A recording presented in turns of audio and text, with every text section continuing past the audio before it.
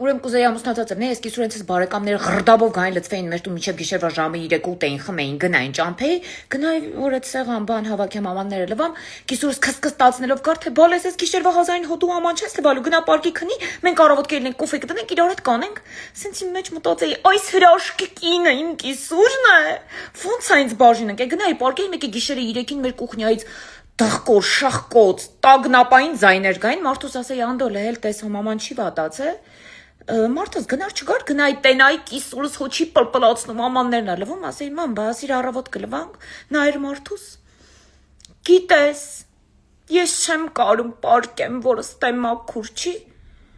այսինչ շոկի մեջ նեյմ արդս է ֆրարից բատ թարս նայր, իմ մեջ ասեի սա բանսարկույ, ասա կիսուր չի, այդպիսի բանսարկու սերեմոզ, ու մարավոտ են եկի կոֆեն դդեի, մի քիչ արդեն դիստանցիայով հետը շպվեի, դիստանցիայով։